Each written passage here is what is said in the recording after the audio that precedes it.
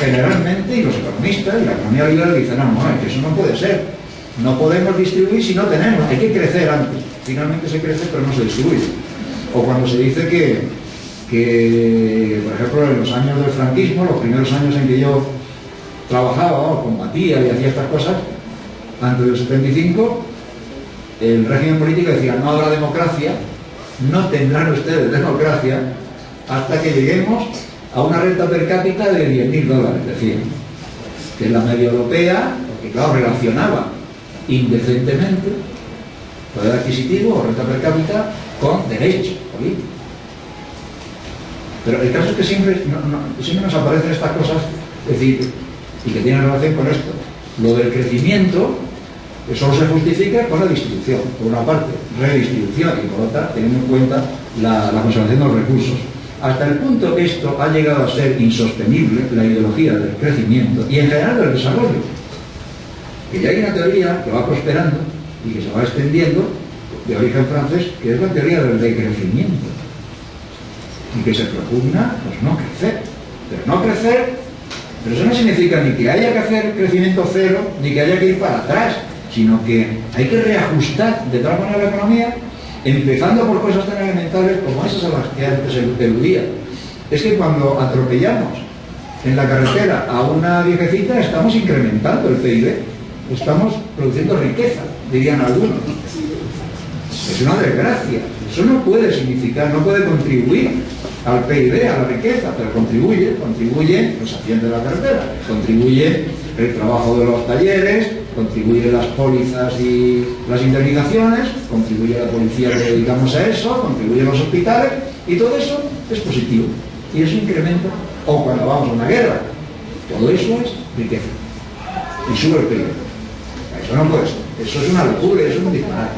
Si eliminamos eso, y los costes ambientales, si fuéramos capaces de evaluarlos, que no es fácil, y sobre todo cuando no se quiere hacer, y no se hace, todavía no se ha hecho, de verdad, en un país, a escala de un país, y nos preocupamos de las condiciones laborales, veremos que si hiciéramos un año, veríamos que de crecer un 5 pasamos a decrecer un 15.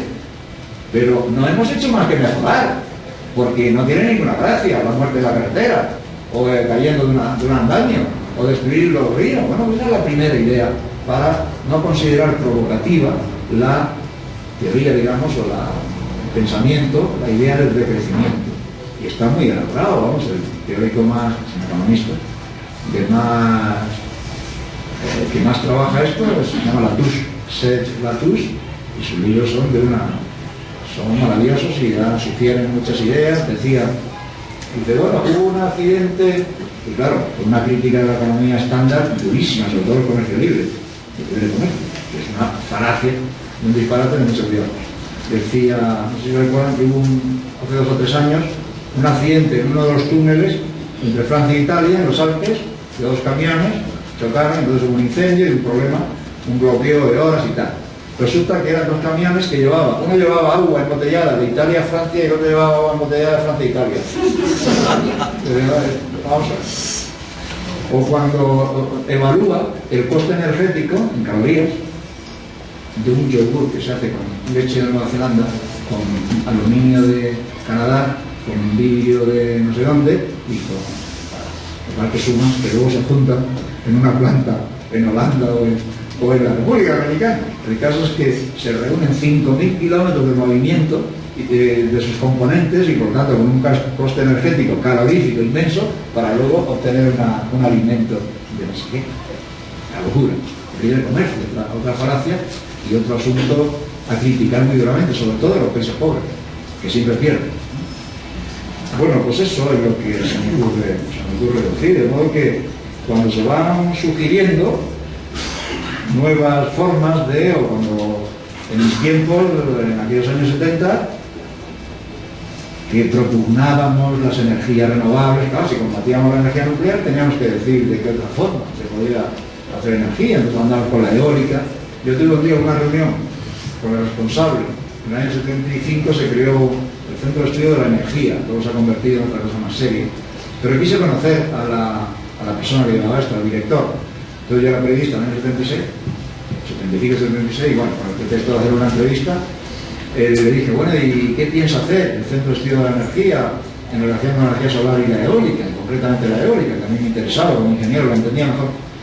Y él decía, no, la eólica en España no tiene interés, la solar quizá, porque somos un país caluroso, pero la eólica. Y entonces me enseña un mapa, que era lo que él tenía en el Centro de Estudio de la Energía, dependiente del Ministerio de Industria, un plano que era una A4, era como este, con el mapa de España, y claro, había 3 sitios sensibles con velocidades del viento interesantes: la costa de Finisterre, en Galicia, que siempre decimos que hace mucho viento; el sur, en el estrecho de Gibraltar, el área de Tarifa, y luego el noreste, cerca de Francia, en el Cabo Creus, en Gerona.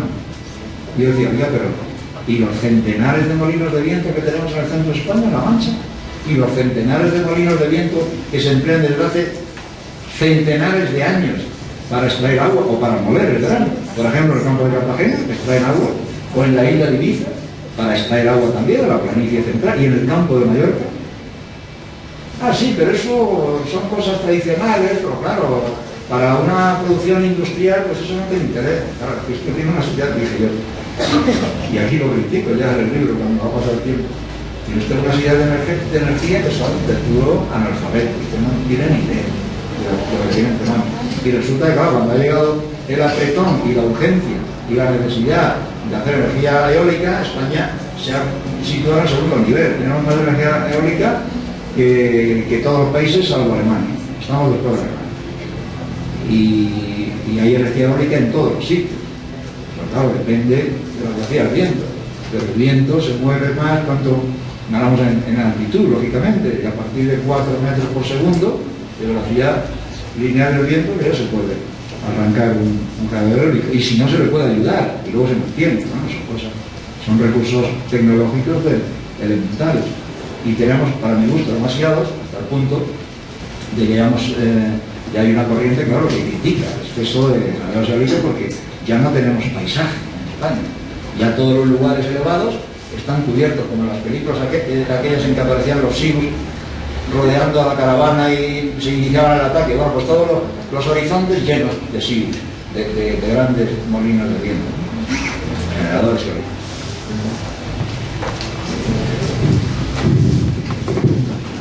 Por favor, profesor, ¿se puede acercar? Buenos días. Doctor, disculpe mi ignorancia, quisiera pedirle de favor usted pudiera compartirnos la definición de ecología política y si esta tiene relación con paradigmas ambientales, paradigmas de gestión de riesgo, los paradigmas de cambio climático. Lo otro es relacionado con lo mismo, en un país donde el 57% de la población se encuentra en pobreza, el 16% en pobreza, extrema pobreza, hablo de matemáticas. ¿Qué posibilidades hay? Bueno, y que están ausentes en las agendas de los 8 binomios presidenciales, el tema ambientalista. ¿Qué posibilidades tiene este país en el corto plazo de poder involucrar esa temática? Máxime que con los vecinos del norte, que son los máximos contaminadores del mundo, que no suscribieron la Agenda 21, no participaron en la Asamblea de Kioto. Bueno, ¿hacia dónde cree usted que se puede conducir este tipo de sociedades? Gracias. Respecto a la gestión de riesgo, se trata, piensa usted de riesgo en general, de riesgo tecnológico, supongo. Fundamentalmente riesgo a fenómenos naturales, y muchos de ellos se ocasionan por la deforestación, por el cambio de los límites y los cauces de los ríos. Bueno, con respecto a esto, que tiene su relación con lo que se entiende por catástrofes naturales, lo único que se me ocurre, o lo primero que se me ocurre, es que las catástrofes naturales son cada vez menos naturales. El estudio de las catástrofes naturales señala que se incrementan, aumentan. Y naturalmente no solo aumentan en número, sino también en eficacia negativa. Y eso se atribuye con cada vez mayor fundamento a la acción humana, a la acción antrópica. Se llega a decir, por supuesto, aquí los huracanes, si no hubieran desaparecido los manglares, su efecto, se dice, en Centroamérica no sería tan devastador. Pero se dice que incluso cuando en relación con determinados movimientos sísmicos, se acusa, se señala a veces a grandes embalses, a grandes presas, y se ha referido esto a grandes presas en China y en India como responsables, como inductores de terremotos. Y ahí tendríamos un caso fácil de entender de relación entre obra civil y catástrofe natural, porque claro, como una intervención humana. Porque si en un lugar concreto, de pronto, o en 5 años, acumulamos una cantidad ingente de agua y en consecuencia una nueva masa y un peso espectacular que antes no existía, pues es razonable pensar que alguna estructura y que desde el punto de vista geológico hay una novedad ahí y pueden transmitirse o se puede generar de alguna manera un seísmo. O sea que eso... El cambio climático es un problema universal, pero aparte de la polémica científica, si sí o si no, está claro que la clase política internacional ni lo entiende, ni quiere entenderlo y además le da igual. Cuando hablamos de que el cambio climático en Europa, por ejemplo, en la Unión Europea, va a ocasionar 200.000 millones de euros al año en perjuicios, quien dice esto, que puede ser la Comisión Europea, o una institución de estas numerosas que se crean, que las crean incluso los bancos, etcétera, para cuidar de la naturaleza y del futuro, están pensando en que son 200.000 millones de euros de negocio. Porque claro, la amenaza climática obliga pues a tantas cosas. Y si decíamos antes, aludía antes a los alemanes verdes, que han conseguido transmitir a la sociedad entera y a la derecha y a la CDU que la energía nuclear se puede desmantelar, que pueden cerrar las centrales nucleares en el año 2020 o algo así, entre otras razones, quizá la más importante es primero porque electoralmente han avanzado, pero sobre todo porque el mundo industrial alemán han dicho, pues menudo perspectiva de negocios tenemos aquí para reconvertir y seguir respondiendo a la demanda energética en Alemania a base de sustituir la energía nuclear con nuevas tecnologías y con nuevas fuentes. Y eso es absolutamente positivo para la industria, claro.